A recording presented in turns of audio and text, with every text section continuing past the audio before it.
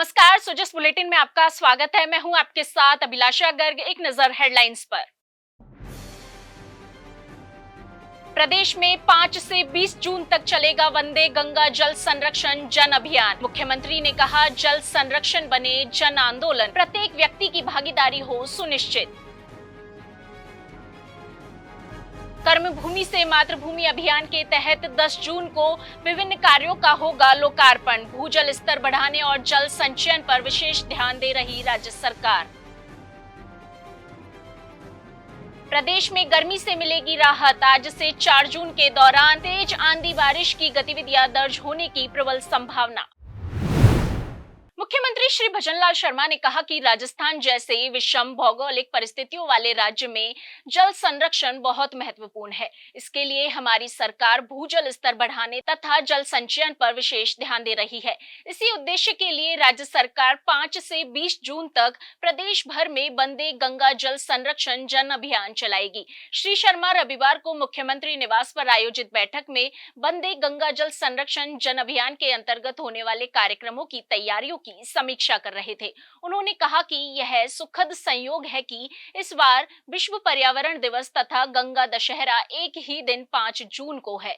श्री शर्मा ने कहा कि अभियान के अंतर्गत जल संचय संरचनाओं का निर्माण, जल स्रोतों की साफ सफाई, परंपरागत जलाशयों का पुनरुद्धार, पर्यावरण व जल संरक्षण गतिविधियां आयोजित होंगी। इसमें प्रत्येक व्यक्ति की भागीदारी से ही यह अभियान जन आंदोलन का रूप ले सकेगा। मुख्यमंत्री ने अधिकारियों को निर्देश दिए कि अभियान में हर विभाग की भागीदारी सुनिश्चित हो तथा आपसी समन्वय के साथ सभी गतिविधियों को सुचारू रूप से संपन्न किया जाए।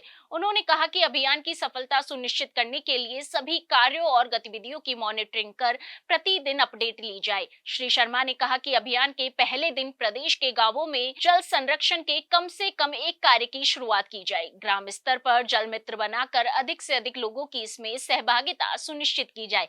उन्होंने कहा कि ग्राम सभाओं की बैठकों में भी इस अभियान को विशेष महत्व देते हुए जल संरक्षण से संबंधित कार्यों की रूपरेखा तैयार की जाए। श्री शर्मा ने कहा कि इस अभियान के तहत नए जल संग्रहण एवं जल संरक्षण संरचनाओं के कार्यों का शुभारंभ किया जाएगा। इन कार्यों के साथ ही बारिश में व्यर्थ बहकर जाने वाले पानी को रोकने के लिए बांध, एनीकट तथा नहरों की मरम्मत का कार्य प्राथमिकता से किया जाए, जिससे मानसून में बारिश के पानी का संग्रहण तथा भूजल स्तर में वृद्धि हो सके। श्री शर्मा ने कहा कि जल संग्रहण संरचनाओं और जलाशयों की साफ सफाई के कार्यों में स्वयंसेवी संस्थाओं, राजकीय कर्मचारियों सहित अधिक से अधिक लोगों को जोड़कर श्रमदान कराया जाए।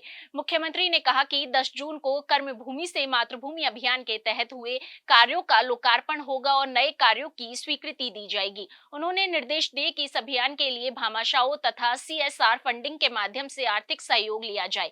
श्री शर्मा ने अभियान का सोशल मीडिया और विभिन्न माध्यमों से पर्याप्त प्रचार प्रसार करने के निर्देश दिए।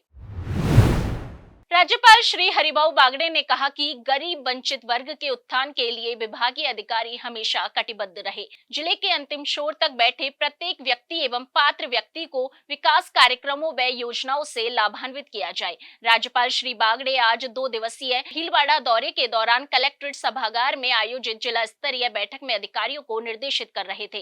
राज्यपाल ने केंद्र और राज्य सरकार की योजनाओं और वंचित वर्ग के सामाजिक और आर्थिक रूप से उत्थान के लिए प्रगतिरत कार्यक्रमों की समीक्षा की। उन्होंने चिकित्सा, शिक्षा, ग्रामीण विकास, विद्युत वितरण, पेयजल सहित महत्वपूर्ण विभागों की जिले में प्रगति की समीक्षा करते हुए निर्देश दिए कि जिले के समस्त आमजन को योजनाओं का लाभ मिले। उन्हें कहा कि जन कल्याणकारी योजनाएं गांव गरीब लोगों के लिए बेहद महत्वपूर्ण है। इसमें तेजी से प्रगति लाना सुनिश्चित किया जाए। राज्यपाल श्री बागड़े ने समीक्षा करते हुए कहा कि प्रत्येक ग्राम में जल व विद्युत कनेक्शन की आपूर्ति हो, कोई भी व्यक्ति इन मूलभूत सुविधाओं से वंचित न रहे। इसके लिए मूलभूत सुविधाओं का विस्तार करना सुनिश्चित किया जाए। बैठक में जिला कलेक्टर ने प्रेजेंटेशन के माध्यम से राज्यपाल को भीलवाड़ा जिले के भौगोलिक व प्रशासनिक परिदृश्य, इतिहास व विभागीय योजनाओं की प्रगति से भी अवगत करवाया। राज्यपाल श्री हरिभाऊ बागड़े और मुख्यमंत्री श्री भजनलाल शर्मा ने अतिरिक्त मुख्य सचिव श्री आलोक के निधन पर गहरा शोक व्यक्त किया है। उन्होंने कहा कि भारतीय प्रशासनिक सेवा के अधिकारी के रूप में उनकी सेवा कार्मिकों के लिए प्रेरणा स्रोत रही है। मुख्यमंत्री श्री शर्मा ने दिवंगत पुण्यात्मा को अपने परम धाम में स्थान देने व शोकाकुल परिजनों को यह दुख सहने की शक्ति प्रदान करने के लिए ईश्वर से प्रार्थना की।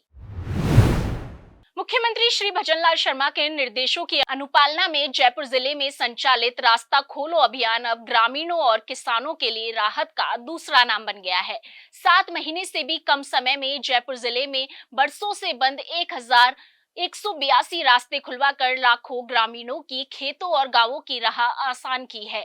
जयपुर जिले में रास्ता खोलो अभियान के सफल क्रियान्वयन और अधिक से अधिक आमजन को लाभान्वित करने के लिए जिला कलेक्टर डॉक्टर जितेंद्र कुमार सोनी स्वयं अभियान की लगातार मॉनिटरिंग कर रहे हैं। अभियान के तहत रास्ते खुलवाने के मामले में फागी अव्वल है, जहां सर्वाधिक 102 रास्ते खुलवाए गए हैं, तो वहीं चौमू में प्रशासन ने 85 रास्ते खुलवाकर ग्रामीणों को राहत प्रदान की है। अभियान के नोडल अधिकारी और अतिरिक्त जिला कलेक्टर श्री देवेंद्र कुमार जैन ने बताया कि जिला कलेक्टर डॉक्टर जितेंद्र कुमार सोनी के निर्देशन में प्रत्येक तहसील में हर सप्ताह 3 रास्ते खुलवाकर लाखों ग्रामीणों को राहत प्रदान की जा रही है।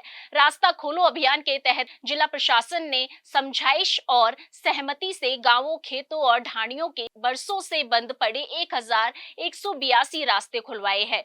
उन्होंने बताया कि जिला कलेक्टर डॉक्टर जितेंद्र कुमार सोनी ने अधिकारियों को रास्ता खोलो अभियान के तहत बंद रास्ते खुलवाए जाने के पश्चात खोले गए रास्तों पर ग्रेवेल सीसी रोड बनवाए जाने की कार्यवाही भी जल्द से जल्द अमल में लाने के निर्देश दिए हैं। इन निर्देशों की अनुपालना में अधिकांश स्थानों पर ग्रेवल रोड बनाने की कार्यवाही भी आरंभ की जा चुकी है।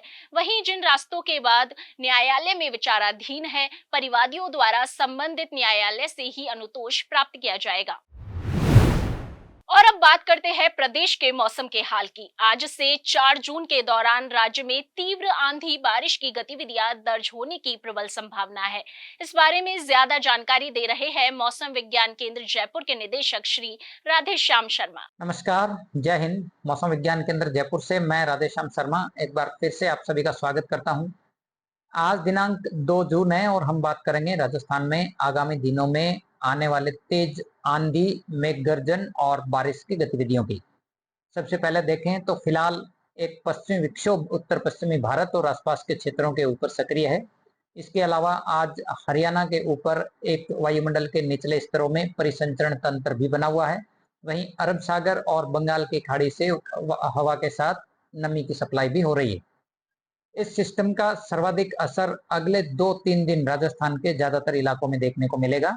खासकर आज यदि देखें तो बीकानेर संभाग, शेखावाटी क्षेत्र, जयपुर संभाग, अजमेर, कोटा और भरतपुर संभाग के कई भागों में दोपहर बाद तेज मेघ गर्जन, अंधड़, इसके अलावा आकाशीय बिजली के साथ हल्के से मध्यम दर्जे की बारिश होने की संभावना है और शेखावाटी क्षेत्र में आज कहीं कहीं तेज बारिश भी होने की प्रबल संभावना है।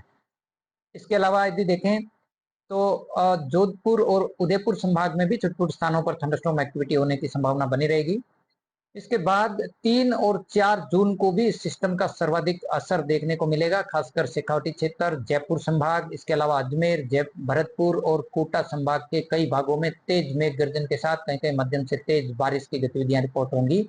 इस दौरान आप देखेंगे कि शेखावाटी क्षेत्र और कोटा संभाग के आसपास में कहीं कहीं भारी बारिश भी रिपोर्ट होने की संभावना है। तो कुल मिलाकर के इस सिस्टम का असर अगले 3-4 दिनों तक ज्यादातर भागों में बना रहेगा। वहीं कहीं कहीं आकाशीय बिजली भी गिरने की संभावना है और यदि देखें तो 5-6 जून के बाद इस पश्चिमी विक्षोभ का धीरे धीरे असर समाप्त होगा और आंधी बारिश की गतिविधियों में कमी दर्ज होने की संभावना है। 6 जून से देखेंगे तो पश्चिमी राजस्थान के ज्यादातर इलाकों में मौसम शुष्क होगा और इसके बाद तापमान में 3 से 4 डिग्री सेल्सियस की बढ़ोतरी होगी। वहीं पूर्वी राजस्थान में भी देखेंगे तो 6 जून से आंधी बारिश जो है वो केवल छुटपुट स्थानों पर हल्की मध्यम होने की संभावना रहेगी। तो कुल मिलाकर आंधी बारिश की गतिविधियों से अगले 3-4 दिनों तक ज्यादातर स्थानों पर अधिकतम तापमान 40-41 डिग्री से नीचे दर्ज होगा, यानी हीट वेव से फिलहाल पूरी तरह से राहत मिलेगी। वहीं 6-7 जून के बाद आंधी बारिश की गतिविधियों में कमी होने से फिर से तापमान में बढ़ोतरी होगी। धन्यवाद। मेघ गर्जन के समय कृपया घर के अंदर रहें, खिड़कियां और दरवाजे बंद कर दें और यात्रा से बचें। सुरक्षित स्थान पर आश्रय लें। सो जिस बुलेटिन में आज के लिए इतना ही, फिर होगी आपसे मुलाकात, तब तक के लिए नमस्कार।